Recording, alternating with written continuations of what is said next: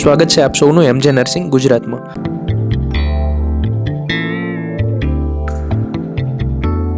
આજના લેક્ચરમાં આપણે મસ્ક્યુલોસ્કેલેટલ સિસ્ટમની એક્ઝામમાં પૂછાઈ શકે તેવી અલગ અલગ કન્ડિશન્સ વિશે ચર્ચા કરીશું. જેમાં પહેલી કન્ડિશન આપણને આપેલી છે ગાઉટ.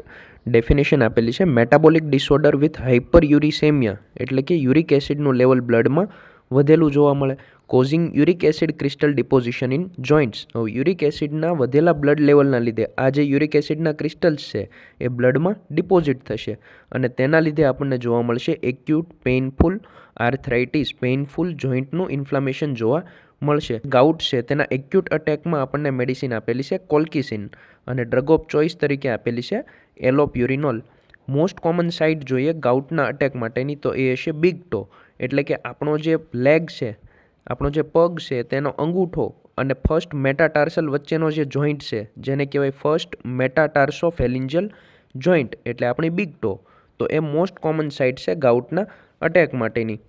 તો ગાઉટ એ એક મેટાબોલિક ડિસઓર્ડર છે જેમાં બ્લડમાં યુરિક એસિડ વધેલું જોવા મળે, જે કન્ડિશનને આપણે કહીએ હાઇપર યુરિસેમિયા. અને તેના લીધે આ જે યુરિક એસિડના નીડલ લાઇક ક્રિસ્ટલ છે, યુરિક એસિડના જે ક્રિસ્ટલ હશે એ કેવા દેખાશે? નીડલ જેવા crystals.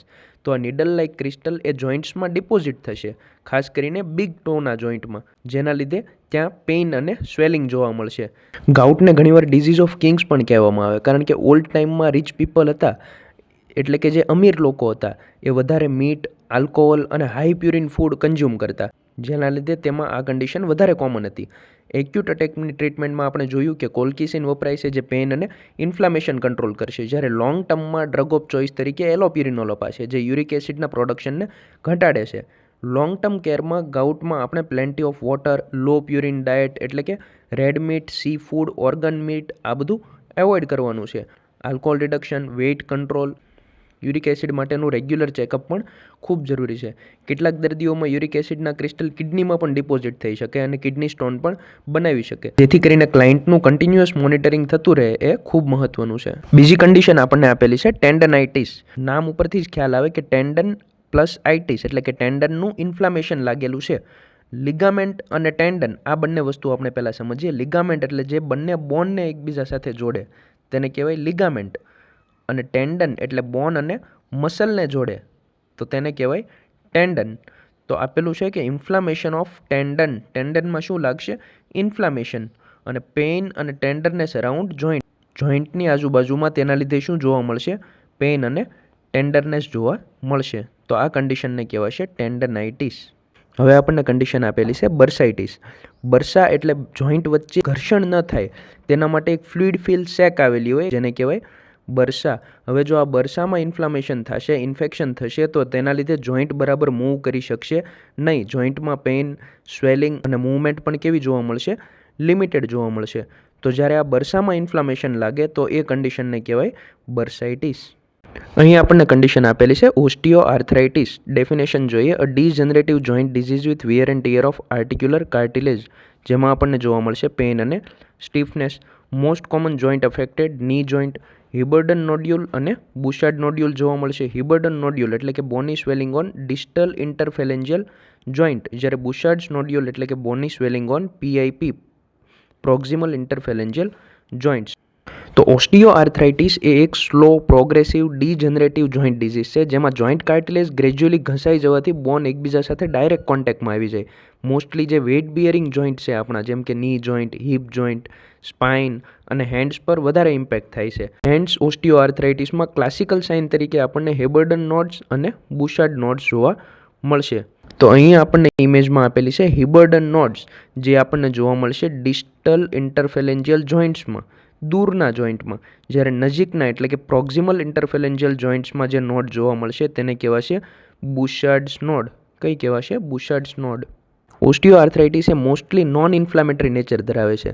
So pain is mechanical, એટલે કે પેઇન કેવું જોવા મળશે? મિકેનિકલ. જો જોઇન્ટનો યુઝ થશે તો પેઇન જોવા મળશે, જોઇન્ટ યુઝ નહીં થાય તો પેઇન જોવા મળશે નહીં. એટલે કે રેસ્ટની કન્ડિશનમાં કોઈ પણ પ્રકારનું પેઇન જોવા મળશે નહીં, પરંતુ કોઈ પણ ક્લાયન્ટ જ્યારે તેના જોઇન્ટ્સને યુઝ કરશે ત્યારે તેમાં પેઇન જોવા મળશે. ઓસ્ટિયો આર્થરાઇટિસના સિવિયર કેસીસમાં ઇન્ટ્રાઆર્ટિક્યુલર સ્ટીરોઇડ ઇન્જેક્શન આપવામાં આવે છે, એટલે કે જોઇન્ટમાં ઇન્જેક્શન સ્ટીરોઇડના આપવામાં આવશે. અને જો વધારે જરૂરિયાત જણાય તો જોઇન્ટ રિપ્લેસમેન્ટ પણ એક ઓપ્શન છે.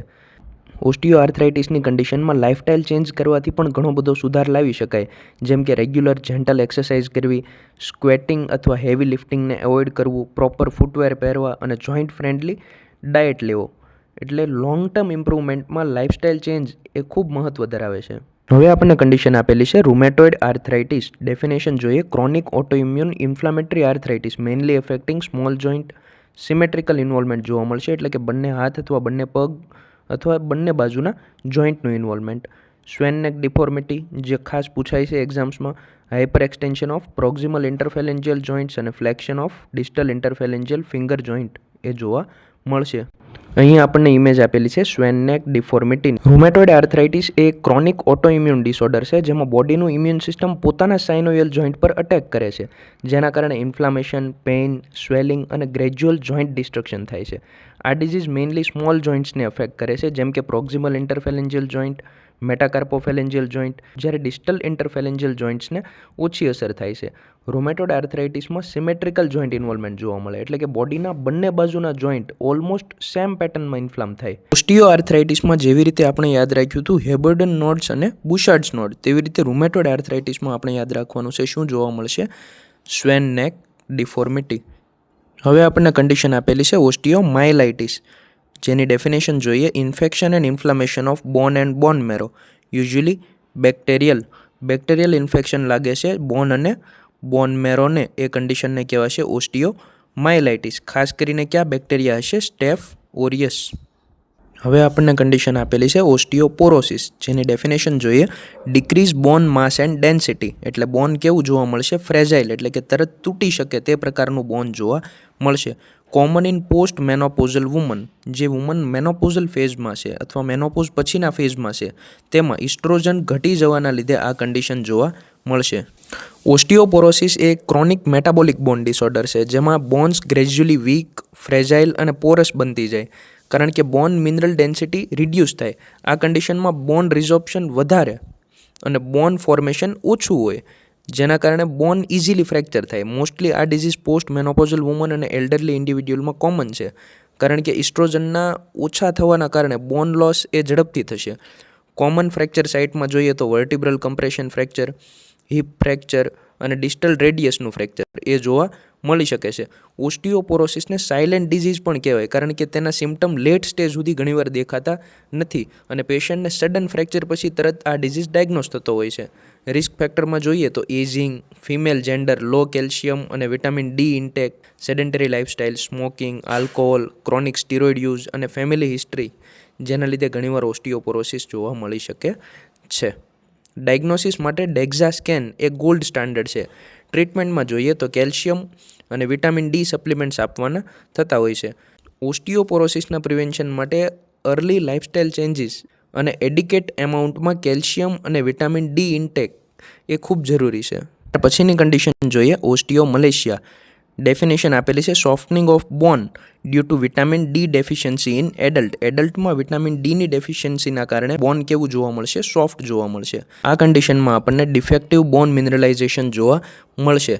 તો જોઈએ ઓસ્ટિયોમલેશિયા એ એડલ્ટ બોન સોફ્ટનિંગ ડિસઓર્ડર છે. કેવો ડિસઓર્ડર છે? એડલ્ટમાં બોનના સોફ્ટનિંગનો ડિસઓર્ડર છે, જેમાં બોન પ્રોપર રીતે મિનરલાઇઝ નહીં થતી હોવાથી બોન સોફ્ટ, વીક અને પેઇનફુલ બની જાય. બોન મિનરલાઇઝેશન એટલે બોન મેટ્રિક્સમાં કેલ્શિયમ અને ફોસ્ફેટ ડિપોઝિટ થવાની જે પ્રોસેસ છે તે. હવે આ પ્રોસેસ બોનને સ્ટ્રોંગ, હાર્ડ અને ફ્રેક્ચર રેઝિસ્ટન્ટ બનાવે, પરંતુ જો વિટામિન ડીની ડેફિશિયન્સી હોય તો ઇન્ટેસ્ટાઇનમાંથી કેલ્શિયમ અને ફોસ્ફેટ એ એબ્ઝોર્બ થશે નહીં, એટલે કે તેનું એબ્ઝોર્પ્શન ઘટે છે, જેના કારણે ઓસ્ટિયોઇડ મિનરલાઇઝ નહીં થાય. બોન મેટ્રિક્સ છે એ મિનરલાઇઝ નહીં થાય અને બોન સોફ્ટ સ્પંજ જેવું બની જશે. ચિલ્ડ્રનમાં આ કન્ડિશનને રિકેટ્સ કહીએ, જ્યારે એડલ્ટ્સમાં તેને ઓસ્ટિયોમલેશિયા તરીકે ઓળખવામાં આવે છે. ત્યાર પછીની કન્ડિશન આપેલી છે પજેટ્સ ડિઝીઝ. ડેફિનેશન જોઈએ. Disorder with excessive bone breakdown and abnormal bone formation. એના લીધે શું થશે? એનલાર્જ અને વીક બોન બનશે. તો પજેટ્સ ડિઝીઝ એ એક એવી કન્ડિશન છે કે જેમાં ઓસ્ટિયોક્લાસ્ટની એક્ટિવિટી વધી જવાના લીધે રેપિડલી બોન બ્રેક થશે. ઓસ્ટિયોબ્લાસ્ટ પણ પોતાની એક્ટિવિટી વધારશે, જેના લીધે રેપિડલી બોન નવું બનશે. અને આ રેપિડલી નવું બનેલું બોન એ એટલું બધું મજબૂત નહીં હોય, કારણ કે ઓસ્ટિયોબ્લાસ્ટની ઝડપી એક્ટિવિટીથી બનેલું છે, એટલે એ બોન એનલાર્જ એટલે કે મોટું હશે અને વીક હશે એકદમ, જેના લીધે ફ્રેક્ચરના ચાન્સીસ પણ વધી જશે. તો આ કન્ડિશનને કહેવાય છે પજેટ્સ ડિઝીઝ. હવે આપણને આપેલી છે સ્પાઇનલ કોલમ ડિફોર્મિટી, એટલે કે આપણી જે સ્પાઇનલ કોડ છે તેમાં કેવા પ્રકારની ડિફોર્મિટી જોવા મળી શકે. તો તેમાં પહેલાં જોઈએ કાઇફોસિસ. આપણને ખ્યાલ છે કે મેઇન 3 પ્રકારની ડિફોર્મિટી સ્પાઇનલ કોલમમાં જોવા મળશે: કાઇફોસિસ, લોર્ડોસિસ અને સ્કોલિયોસિસ. જેમાં આપણે પહેલાં જોઈએ કાઇફોસિસ. Increase પોસ્ટેરિયર curvature of thoracic spine, જેને કહેવાય છે હમ્પબેક.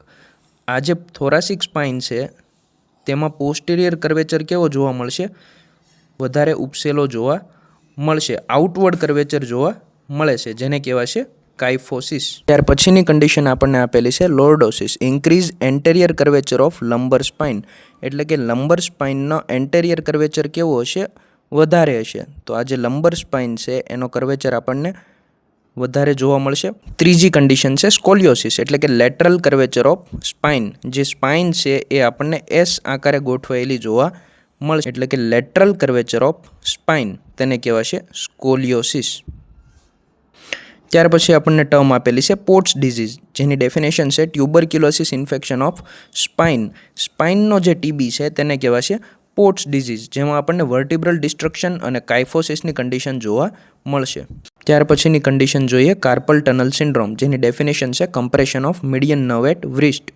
આપણો જે વ્રિસ્ટનો ભાગ છે તેમાં 8 કાર્પલ બોન રહેલા હોય છે. આ કાર્પલ બોનની વચ્ચેથી પસાર થાય છે મીડિયન નર્વ. હવે જ્યારે આ મીડિયન નર્વ કોઈ કારણોસર કમ્પ્રેસ થશે તો તેના લીધે આપણને જે કન્ડિશન જોવા મળશે તેને કહેવાય કાર્પલ ટનલ સિન્ડ્રોમ. અને આ મીડિયન નર્વના કમ્પ્રેસ થવાના લીધે આપણને thumb, index finger, middle finger તેમાં નમનેસ અને ટિંગલિંગ જોવા મળશે. આગળ આપણને આપેલું છે ડિસઓર્ડર્સ ઓફ લોઅર લિમ્બ, એટલે કે ડિફોર્મિટીઝ, લોઅર લિમ્બની ડિફોર્મિટીઝ, જેમાં 3 કન્ડિશન જોવા મળે છે: જેનું વાલ્ગમ, જેનું વેરમ અને જેનું રિકર્વેટમ. જેમાં પહેલી કન્ડિશન જોઈએ જેનું વાલ્ગમ, એટલે કે નોકની ડિફોર્મિટી. બંને ની છે એ નોક થયેલા જોવા મળે છે. ત્યાર પછીની કન્ડિશન છે જેનું વેરમ, એટલે કે બો લેગ ડિફોર્મિટી.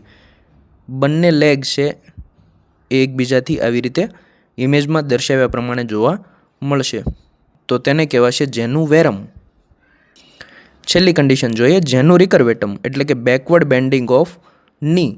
જેનું રિકર્વેટમ, અહીંયા આપણને નીનું બેકવર્ડ બેન્ડિંગ જોવા મળે છે, જેને કહેવાય બેકની.